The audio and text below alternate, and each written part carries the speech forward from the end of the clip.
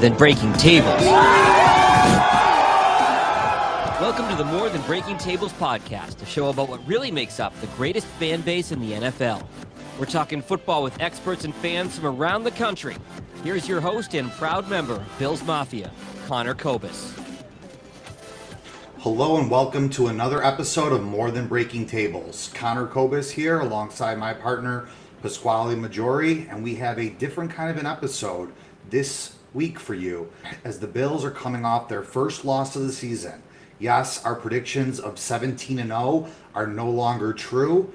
I have a rule about losses, and that's take the 24-hour rule to reflect what went wrong, the sky is falling, and then we move on. So we're going to get into the loss, what went wrong, what the Bills need to do moving forward. But Pasquale, how did you handle Sunday night watching the game? You were there with the whiteout. Talk to me. Yeah, no, I was not there on Sunday night. I did sell my tickets to my in-laws.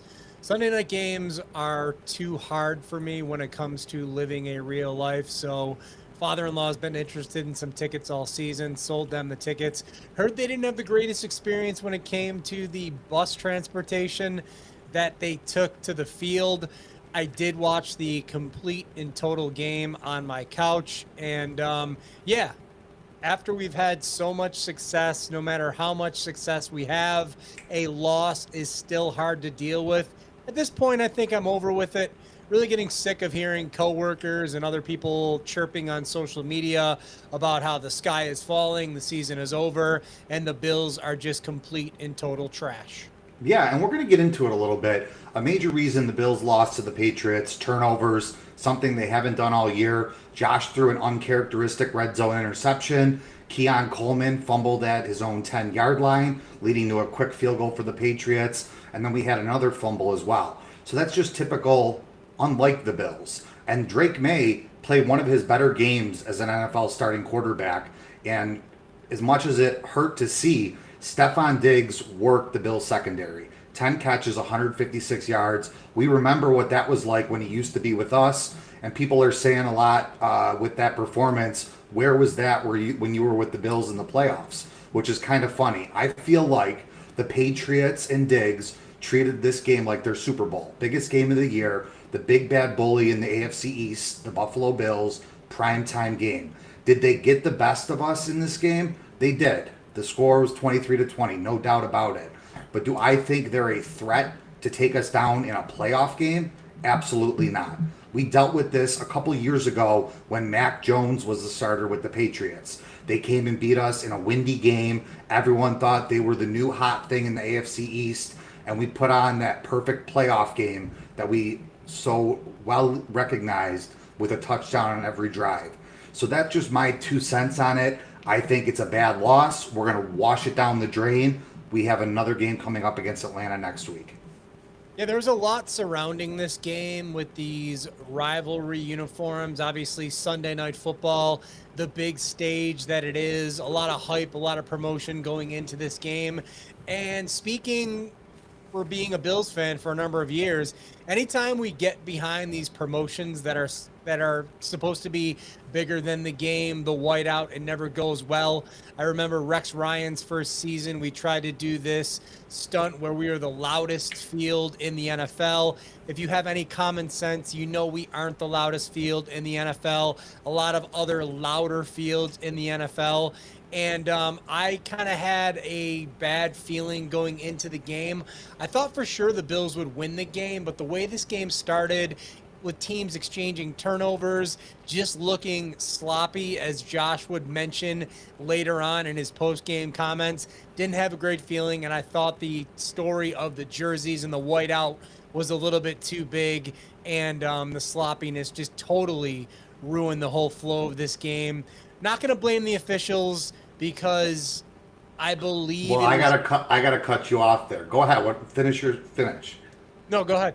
So a listener of the show shared this with me. Penalties was another issue that inhibited the Bills on offense and hurt them, putting them in second and long, third and longs. The Bills are 1-5 against hockey officiated crews. Do you think there's some sort of correlation there? I feel like it's to the point where it's starting to become a trend.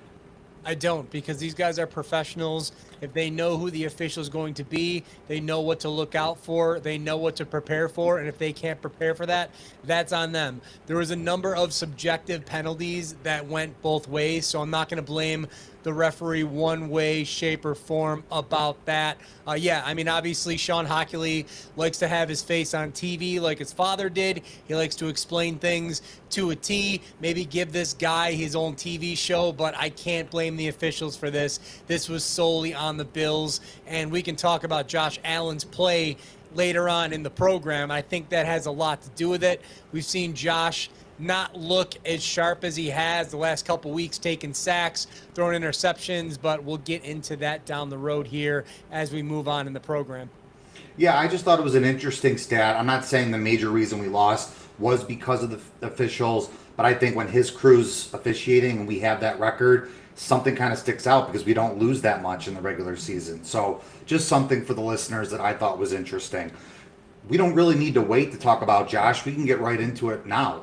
You know, Josh had the pick in the red zone, which is taking at least a minimum of 3 points on the board and maybe a touchdown if we keep the ball and score. There was another play that's going all over social media where Josh had time to throw in the pocket, and if he would have stayed in the pocket for an extra half second, we had, I believe, Palmer downfield that would have been a touchdown, but Josh scrambled out to the right, threw it away for an incompletion. So definitely not his best game, but this is a trend of the last 2 seasons. We've had week 5 games where Josh has played bad and the team just hasn't looked itself.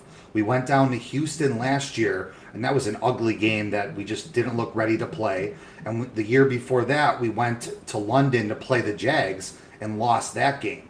Do you think there's any sort of just a typical game for the Bills like this, or what's your thoughts? Just my general observation is seeing him taking sacks again, maybe throwing him off of his game. I'm not going to go get like all hyped up about something on social media about missing a receiver. That happens to every quarterback. It's not just Josh Allen.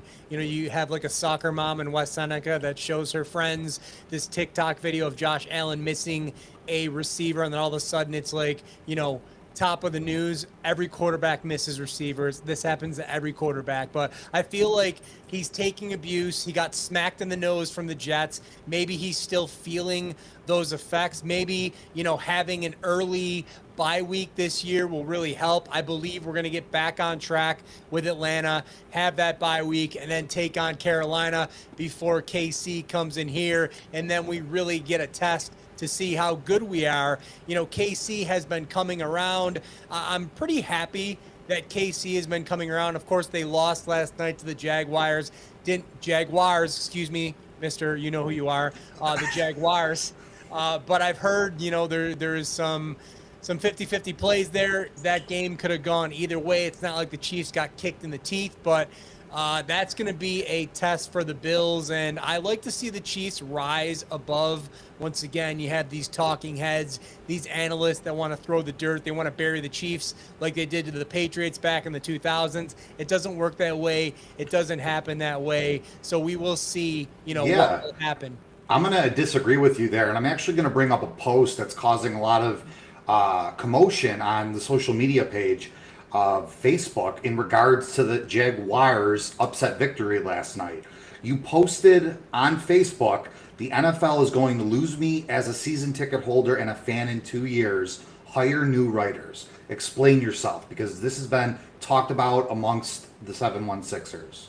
Because I'm getting tired of the whole parody in the... See, I love parody. I love it. You really want to see the Chiefs in the Super Bowl every year? Hear me out. I understand, you know, the NFL is a business. They want week 1 through 18 to matter as much as possible. They want that last week of the season to mean something. But when you have all these, like, it's almost like Major League Baseball. That's a whole different argument. But it's just getting to be too much. I mean, the Chiefs should have won that game last night. Now you got the Jaguars. What are they? 4-1? They're 4-1. Who cares about the Jaguars outside of Jacksonville? Listen, if you're a fan of the NFL, you're following all these teams anyway. I get what you're saying. They don't have the best fan bases, but Pittsburgh Steelers. Okay, well, the Jacksonville fans do, and they have a new coach. He's 4-1, and they just beat the Chiefs. Of them? Sure. Who cares how many fans there are? Listen, I'd be thrilled to have a playoffs without Patrick Mahomes and Lamar Jackson this year. Not to mention their owners suck. The owner's son runs a very crappy wrestling organization. Back in the day, they could barely fill their own stadium. They had to tarp off the top level. Now they're investing all this money into a stadium in Jacksonville. From what I heard, one of the least favorable destinations in the state of Florida. They have to play their games over in England so they can actually sell out. So what does this have to do with them beating the Chiefs yesterday? That was a great win for them. Nobody cares about the Jaguars. They do. It's doing nothing for the NFL. That's not true at all. It is. No. Patrick Mahomes Chiefs are 2-3 right now. That's a big deal. Are you going to let me talk? Sure. Patrick Mahomes is a star. He's the face of the NFL. Travis Kelce, engaged to the biggest pop star in the world. A big story for the NFL. If the Chiefs are despised, if they're hated, that's good business for the NFL. So when you talk about, let's raise up the Jaguars or let's raise up the Chargers, make this other team relevant, nobody cares. Let's play the hits. Let's stick with the teams that draw. Let's stick with the teams that people want to watch. I'm sick of these mid-level, lower-level teams like the Jaguars getting any kind of attention. Don't care about Trevor Lawrence. Don't care about their draft pick. Don't care about their coach. Don't care about the Jacksonville Jaguars. Not to mention, part of that rant is this whole international game situation. The NFL is doing a lot to alienate their long-run, long-term fan bases. And I know I've mentioned this before on the program. I am a big Sunday 1 p.m. football fan, maybe even 4:25. That's fine with me.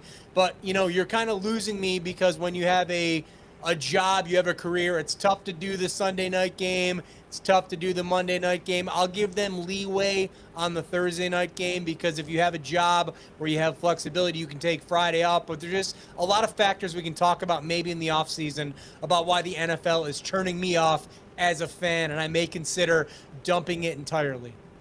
Yeah, well, you bring up a good point with the late night games. I was in Philadelphia for a bachelor party, flew back into Buffalo Sunday afternoon, was already exhausted, and fourth quarter I started fading. I was tired. These 8 o'clock primetime games can definitely suck as a fan, especially when you got to go to work the next day. The Bills only have 2 of them left the rest of the season. We get a 7:15 kickoff against Atlanta, which is more reasonable. And then we're going to play Houston Thursday night at 8 o'clock, which you just mentioned is a little bit better than the Sunday night games.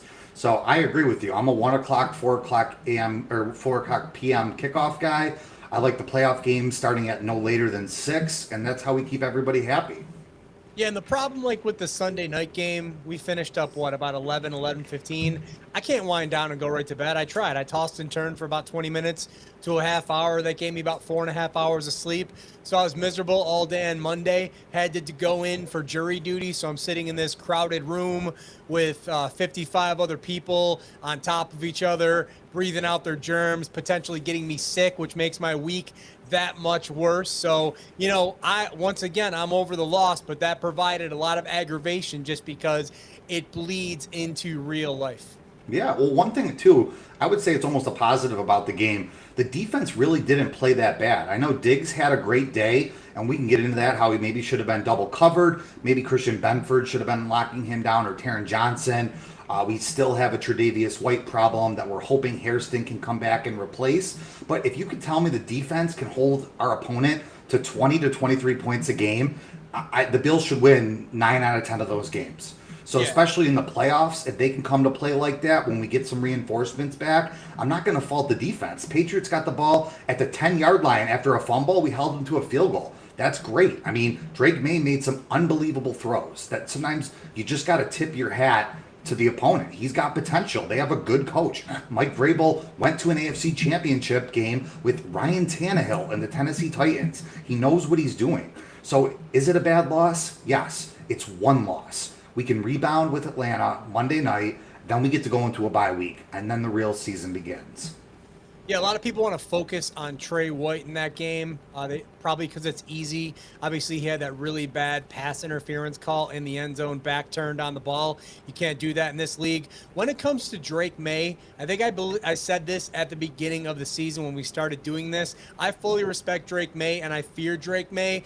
Tua Tagovailoa, he's kind of become a bit of a joke, a bit of a parody. He's got the injury issues. He's playing for a goofy head coach. If he wants to go to an Alabama reunion, go to whatever homecoming weekend, sell some autographs, good for him, go do that. Justin Fields will probably be out of the league in about 3 years, so I can't take either of those two quarterbacks serious as a threat, but Drake Maye, I definitely can.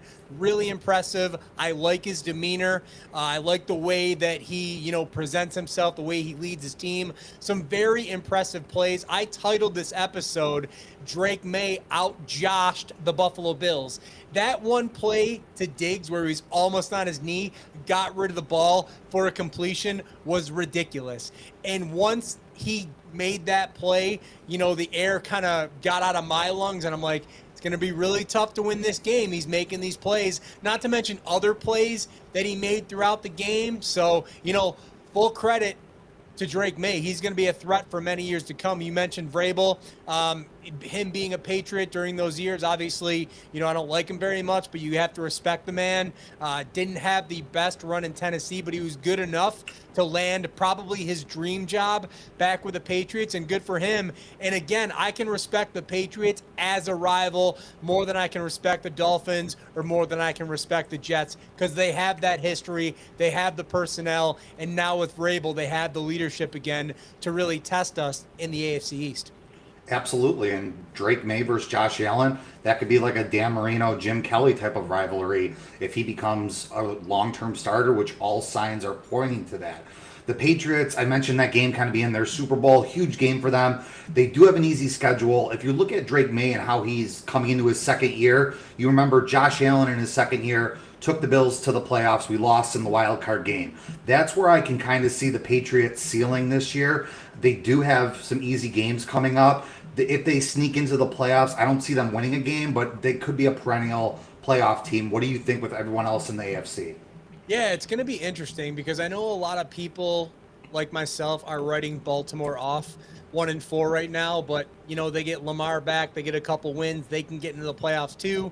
You got to talk about the Cincinnati Bengals minus Joe Burrow. They traded for Joey Flacco today. Maybe that'll get them a couple wins, but the way things are playing out, if the Patriots can just remain even keel, they can certainly sneak in, get into a wild card game. Once again, I'm not going to ever predict that they're going to win the AFC East. I think we have that locked up, and hopefully we'll have it locked up early this year, but we'll see how that plays out with the Patriots. It's going to be interesting to see.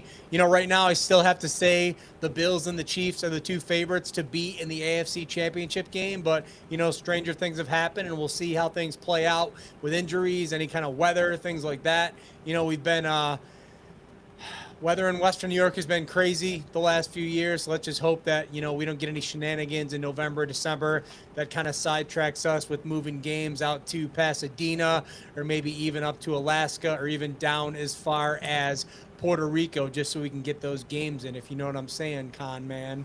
I do know what you're saying, and I'll be honest, I was pretty fired up seeing some Patriot fan reactions after they beat us, like, we're back, it's the Brady era all over again, we got Vrabel. You need to pump the brakes and chill out, okay? I'm so fired up, I might buy tickets to the game in Gillette and go to that game, because what happened there was a perfect storm. Drake Maye played an amazing game. We turned the ball over 3 times, ton of penalties.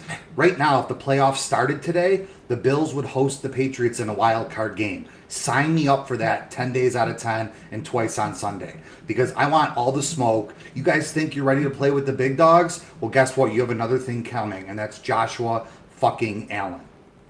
Yeah, you got Portnoy spouting off. You threw me off with that F word there. Sorry. You got Portnoy spouting off. You got Boston Connor from the Pat McAfee show talking some crap. I'm sure the Wahlberg brothers had something to say about the Patriots getting the victory. But yeah, I mean, we talked about how great of a game that Stefon Diggs had, and the media just basically glorifying him. Stefon Diggs is playing to get paid, so Stefon Diggs has to be on his best behavior. He plays for himself. Right. Stefon Diggs has to try to be a leader. Stefon Diggs has to put up numbers because he's looking for another contract. Apparently got a baby on the way. And Those he kids needs are to get paid. expensive. Those kids are expensive. He Those needs to get kids are paid. expensive. Ask what's his face? Tyreek Hill. Yeah. And it's funny because they were all talking to him pre-game, like he kept saying, "I've matured as a player." It's literally less than 2 years since you threw a hissy fit and wanted to get traded. So I don't want to hear that you're just a completely different person. When things are going well, you're a great guy. When shit hits the fan, Diggs likes to throw his hands up and complain. So wait till the vibes maybe get a little rocky, New England, and let's see what kind of player he is then. But congrats on winning the Josh Allen revenge game, or whatever you want to call it. Yeah, he's on his 4th team. That says it all. Yeah, okay. Ran out of Minnesota, wanted out of Buffalo, Houston, he got hurt, now he's with the Pats. So That's only if you're a high-profile player and you're on your 4th team, that's not acceptable. If you're a guard, a journeyman guard, or a journeyman left or right tackle, you've played for 6 teams, you've had a good career. If you're Ryan Fitzpatrick, who I believe has played for almost every team in the league, he's doing well for himself with a new podcast. Good for him. But if you're a diva wide receiver and you're on your 4th team, you're a problem. yeah, absolutely. And no longer a headache for the Bills. Let's preview a little bit of Monday night's action. It's a doubleheader. We get the 7:15 kickoff. We're going to Atlanta, who's been such a weird team this year. One week they got shut out 30-0 by the Panthers. The next week they turn around and beat the Commanders, who made the NFC Championship game last year. They have Michael Penix Jr., his 2nd year in the league, rookie out of Washington. Bijan Robinson is a highlight playmaker waiting to happen. And we know about the Bills' run defense struggles. Do you think this is a bounce back game for the Bills? Do you think the offense gets right, or what's your take going into the week? Yeah, just something really quick. Going forward, can we call the Commanders the Commandos? What's the reason behind that? Why not? Okay. All right, we're going to do that. The Commandos. I have the NFC South along with the NFC West on my pay no mind list. So whatever you're telling me about the Atlanta Falcons, I have to believe you. You're obviously a fantasy football player as well, so you know a little bit more about the Falcons than I do. I think about the Atlanta Falcons and I think about the Super Bowl that the Bills lost in Atlanta, the 2nd Super Bowl to the Dallas Cowboys. I think about my hatred of the Atlanta Braves. I think about WCW wrestling back in the day in Atlanta, and those are my thoughts, feelings, and opinions about Atlanta. So I'd like the Bills to go in there and just stomp them, get back on track before they take a much-deserved week off. Yeah, and you can't forget about the 28-3 blown lead in the Super Bowl. True, yes. Falcons. That was Matty rough. Ryan, yes. As somebody rooting against the Patriots to lose, I cannot believe they lost that game. Like, that's nuts. Yeah, I know. Still, no business winning that game at all, with the Falcons as good as they were, and just kind of adds to Brady's legacy, which sucks. That was when I was immature and I was rooting against the Patriots, kind of like people root against the Chiefs, and then they go on social media and spout off about it. I got it right that time. So when the Bills play the Chiefs, who do you root for? Obviously, I'm rooting for the Bills, but But you just said you don't root against the Chiefs, so then are you rooting for the Chiefs? You know what I'm talking about. Don't try to Okay, twist well, my words. I'm going to twist your words, because I don't. No, listen. At the end of the day, we kind of get back to everything worked out for the Bills this past week with a bunch of AFC teams also losing. Baltimore lost. Kansas City lost. They're 2-3. And listen, they're still a great team. Their offense looked amazing. But they have to play Detroit on Sunday Night Football. That could be another loss. Now you're 2-4. Eventually, this starts to where you get into must-win games in a competitive, up for grabs AFC. So I still think Kansas City will be fine, but the schedule doesn't get easy in that division. Denver just beat Philadelphia. They still have 2 games with Kansas City. San Diego already beat the Chiefs one time this year. I think the Raiders are gimme wins. They'll blow out the Raiders. Survivor pick next week for those in pools. But yeah, I mean, I think there's a long season to go. And I mean, people took a screenshot of the playoff seeding right now, and it's comical based on what we've been used to for the last 5 years. Yeah, who would you say the 2 trashiest teams are right now? Would you say the Jets and the Raiders, or am I missing someone? Definitely the Jets. Yeah, after the watching, Browns are coming around, they got a good defense. Yeah, they just switched to Dylan Gabriel. He kind of struggled, but they're playing for a draft pick. A team that might flame out real quick soon is the Arizona Cardinals. I don't know if you caught any of that highlight, but literally, what are we talking about in the NFL that players cannot hold on to the ball when they cross the end zone? It's like, I mean, come on, what are we doing? Walk all the way to the back of the stands until you drop the ball. But like that player fumbled it, gave the ball back to Tennessee. They came back and won the game. And the coach got fined $100,000 for getting physical with the player, which if I was in college and I did that, my coach would whoop my ass. Like, how are you? And this is like the second time it's happened this year. So the Cardinals could flame out because that's terrible. Yeah, that's embarrassing. But one thing I wanted to talk about that we never talked about, apparently there were some disciplinary issues with Keon Coleman, which is why he didn't start the game. Have you heard anything about this? I don't know what the reasoning for the discipline was, but yes, I heard that, and I don't like to see stuff like that. Usually we're character guys with the Bills, and just seems like he's not taking something seriously. Yeah, and if he's going to be a problem, I want him out of here more sooner than later. You know, he was an experiment when it came to being a draft pick. We'll see last year, 50-50-ish. This year, he's kind of coming around, but I still haven't seen enough out of him, in my opinion. So I'd like to find out more about what the actual issue was. Was he late for a meeting? Was he, doing whatever he wasn't supposed to be on his own, doing what he wasn't supposed to be doing on his own time? So I want to find out more about that. But my apologies. I wanted to talk about that earlier, but I think that's a great point that you brought that up, and I'm glad you did. I actually want to talk about something, not a ton of Bills highlights because it was a loss. However, what was your opinion on the Josh Allen throw into the stands and the fan taking off with the football out of the stadium? First off, why would you? It's just a football. It's literally just a football. You're going to miss the rest of the game so you can keep that football and sell it on eBay? Like, what are we doing? When I first watched it, I thought it was very stupid. I thought like the whole Mike Tirico calling it. I thought that was great. You didn't like that? Oh, I loved it. It was very forced. It wasn't natural. It wasn't entertaining. And now that I saw Channel 4 did a story on this guy today on the Facebook feed, I'm like, this is fully predetermined. This is show business. This was the plan in place all along. And I'm not really a big fan of stuff like this. So that's just my wrestling side coming out. I didn't like it at all, and I was very annoyed when I saw Channel 4 did a story on this individual. Good for him for getting a football, which apparently he had to give back. Why would you give it back? Just run away.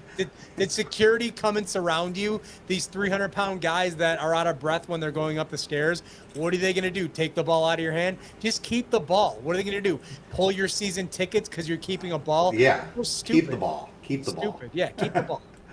Well, everyone, I'm glad we got to kind of vent about the Bills' loss. Please always take a 24-hour rule into effect for Bills' losses. If we happen to have any the rest of the year, everything will be fine. We will right the ship. We're going to take on the Falcons heading into the bye week and get a healthy defense back with us for the Carolina Panthers after that.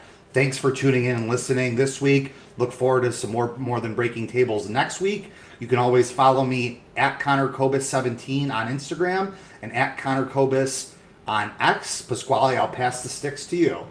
Yep, you can follow me on Instagram, as you can see by that lower third, at WNY Pasquale. Put that name into Facebook, add me as a friend. I will accept you unless you're a complete and total weirdo. Buffalo Championship Wrestling coming up on Sunday, November 23rd. The Bills are playing on Thursday that week, so that's why we booked the event on that Sunday, 4 p.m. We are going to be raising funds and accepting donations for a local food pantry in North Tonawanda.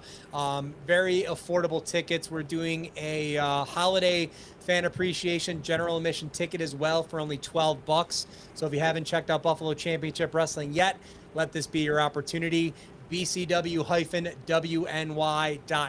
for more information on that. Yeah, and guys, you'll see our episodes posted on Facebook and YouTube. Feel free to share that with your other Buffalo Bills fans. We love the energy that you guys bring to the show. We do it for you guys. Whether you like us, don't like us, give us your feedback. We're going to come ready to go every Tuesday at 7:15. How many people you think hate watch us? 25. 25, I like it. All right, we'll stick with that number. All right, well, go Bills. Go Bills. We'll talk to you next week right back here on More Than Breaking Tables.